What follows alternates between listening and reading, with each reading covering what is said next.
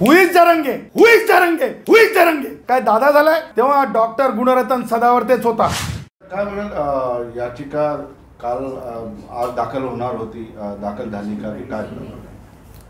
नाही, मुद्दा असा आहे की आम्ही काल राज्यपाल महोदयांना विनंती केली होती, आपण ती पाहिली होती की सरकारने जे बिल पास करून कायद्यासाठी पाठवलं आहे त्याच्यावर सन्माननीय राज्यपाल महोदयांनी स्वाक्षरी करू नये आणि ती न करण्यामागची आम्ही कारणं त्यांना अशी सांगितली होती की नैसर्गिक न्यायाचा निपटारा झालेला नाही आहे.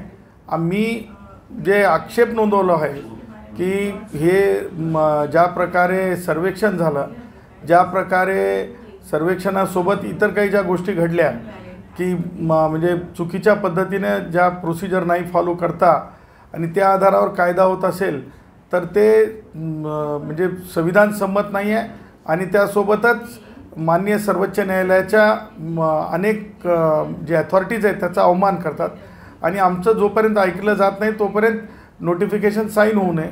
आणि आत्ता ह्या क्षणापर्यंत तरी मला माझ्याकडे जी माहिती आहे त्याप्रमाणे आणखी नोटिफिकेशन सही झालेलं नाही आणि जर नोटिफिकेशन सही होणार नसेल तर सन्माननीय राज्यपाल महोदय आमचं ऐकतील आणि जर समजा नोटिफिकेशन सही झालं आज संध्याकाळपर्यंत तर उद्या सकाळी आम्ही याचिका दाखल करू किंवा आज जर ह्या दुपारच्या सत्रापर्यंत झालं असेल तर आज संध्याकाळपर्यंत होईल.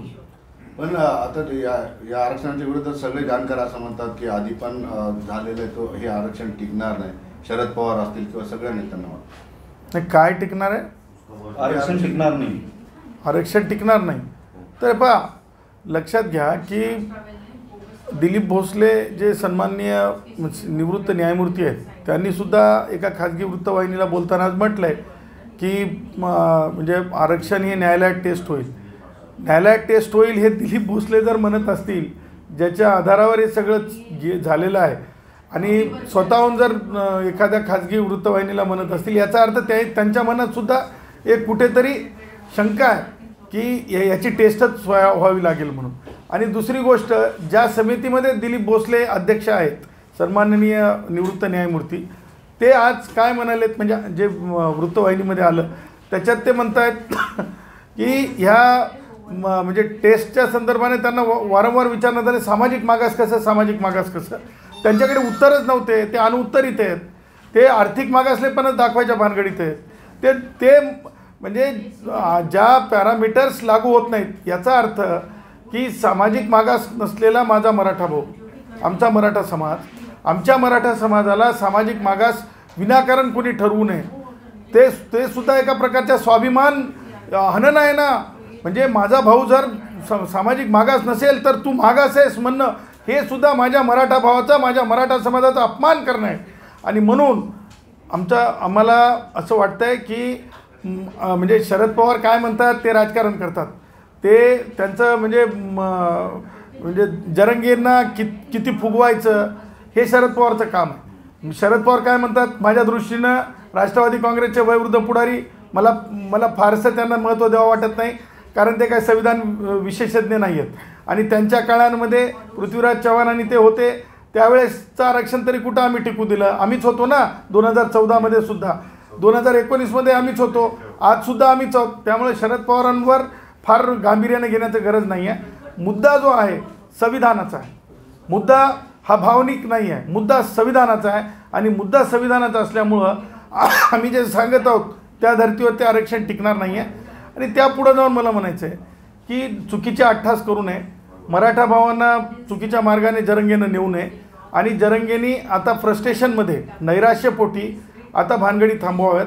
त्याही पुढं जाऊन याच विद्यापीठातून याच भूमीवरून शिकलेला अभ्यासक विद्यार्थी म्हणून मला हे म्हणायचं आहे की ज्या पोलीस भावांनी म्हणजे संरक्षण करत असतात त्या पोलीस भावांवर ज्या प्रकारे अंतरवलीमध्ये हल्ला झाला होता त्यांना जीवाची म्हणजे खूप मोठी म्हणजे ज्या म्हणतो आपण इजा सहन कराव्या लागल्या, त्या भावांना सरकारने, महाराष्ट्र शासनाने राष्ट्रपती पदकासाठी, प्रेसिडेंट मेडलसाठी त्यांची शिफारस व्हावी, त्यांना प्रेसिडेंट मेडल मिळालं पाहिजे.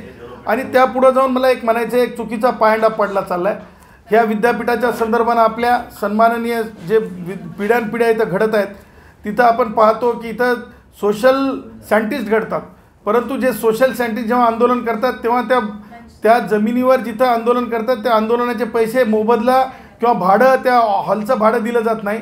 पण जरंगेच्या बाबतीत मात्र 2-2 वेळेस जमिनीचा मोबदला दिला आहे. एकतर जरंगेच्या म्हणण्यावरून जे जमिनीचा मोबदला दिला आहे ते सगळा मोबदला वापस घ्यावा आणि त्यासोबत जर समजा जरंगेला दिलं जाणं योग्य असेल तर जेवढेही मग अनुसूचित जातीचे कार्यक्रम असतील, जमातीचे कार्यक्रम असतील, भटके असतील, विमुक्त असतील, सगळ्यांना सुद्धा तोच तत्व लावावं. सोशल जस्टिसचे सचिव सुमन भांगे यांनी निक्षून लक्षात घ्यावं की अशा प्रकारचं डिस्क्रिमिनेशन, आर्टिकल 14चं डिस्क्रिमिनेशन पैसे वाटण्यामध्ये टॅक्स पेड मनी आहे. जर तुम्ही आंदोलनासाठी म्हणजे जे मागासच अधिकृत ठरत नाहीत त्यांच्या बाबतीत जर तुमची जर भूमिका असेल तर तीच भूमिका सगळ्यांसाठी असावी. सगळ्यांच्या आंदोलनासाठी जे काही हॉलचे भाडे असतील, जे काही खर्च असेल ते खिशातून दिला पाहिजे सरकारने, अशी सुद्धा मागणी मी करतो. जरांगे पाटलांनी नाहीतर पुन्हा आंदोलन करू मुंबईकडे निवास त्याची who is Jarange, who is Jarange, who is Jarange. Jarange काय दादा झालाय? जरंगे ह्यापूर्वी सुद्धा बेकायदेशीर वर्तनासाठी मुंबईमध्ये येऊन धुडगूस घालू, मुंबईला वेटीस धरू, तेव्हा डॉक्टर गुणरत्न सदावर्तेच होता. वेशीमध्ये कायद्याचं उल्लंघन करून येता येत नाही हे दाखवून दिलेलं आहे. शिकलेलं आहे जरंगेने कायद्यातून. 149ची जी नोटीस निघाली ती गुणरत्न सदावर्तेच्या याचिकेवर आणि गुणरत्न सदावर्तेला सुद्धा ती माहिती देण्यात आली पोलीस विभागामार्फत. त्यामुळं जरंगेंनी स्वतःच्या फ्रस्ट्रेशनमध्ये, नैराश्यामुळे शरद पवारांसारखे फुगवतात असं फुगू नये आणि मराठा भावांनी सुद्धा त्यांच्या नादी लागू नये हे मला डंके की चोट पे सांगायचं. पण राज्यपाला आरक्षणच नाही, सही नाही तर आरक्षण नाही, सलाईन लागली तर उपोषण नाही, सही नाही तर आरक्षण नाही, सलाईन लागली तर उपोषण नाही. अहो टर्मिनल जे याच घाटीमध्ये शिकलेला आहे पत्रकार साहेब. आणि आज येण्याचं महत्त्वाचं औचित्य असं आहे की ह्या शहरामध्ये मोठ्या प्रमाणात विकास होत आहे आणि खास करून कलेक्टर ऑफिसची बिल्डिंग जी बांधली जात आहे त्याची जी म्हणजे त्या जी टेंडर प्रोसेस आहे त्या टेंडर प्रोसेसलाच एकच नाही तर एक स्कॅम्प स्वरूप PWDमध्ये चालू आहे. आणि म्हणजे तुम्हाला म्हणजे उच्चांक सांगतो गुन्हेगारीचा, पोलीस हाऊसिंग ही सगळ्यात मोठी संस्था आहे. त्या संस्थेचे डॉक्युमेंट जे कधी पोलीस हाऊसिंगनी सबलिटच केले नाही अशा प्रकारचे सबलिट केल्याचे म्हणजे जे अधिकृत माहिती नसलेल्या बाबी स्वतःच सेल्फ डिक्लेअर्ड करून स्वतःच प्रमाणपत्र तयार करून म्हणजे हायटेक वंडर नावाची एक संस्था आहे. काय नाव त्यांचं काय कासिम काय मोरीज कासमी ह्या लोकांनी ते स्कॅम चालवलेला आहे. आणि म्हणून काल आम्ही पोलीस आयुक्तांना आणि पोलीस स्टेशन वेदांत नगर पोलीस स्टेशनला मी जाऊन तक्रार दाखल केली, म्हणजे माझी तक्रार दाखल झालेली आहे.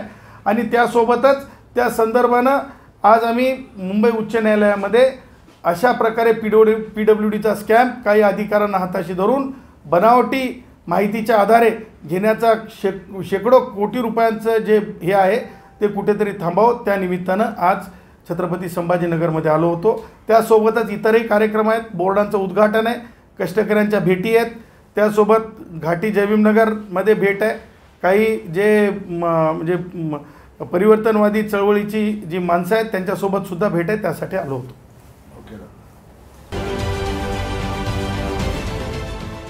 देश विदेशातील प्रत्येक घडामोडींचे लाईव्ह अपडेट मिळवण्यासाठी आता साम टीव्हीच्या सर्व सोशल मीडिया प्लॅटफॉर्मला लाईक, फॉलो आणि सबस्क्राईब करा. तसंच सर्व नोटिफिकेशनसाठी बेल आयकॉन प्रेस करायला विसरू नका.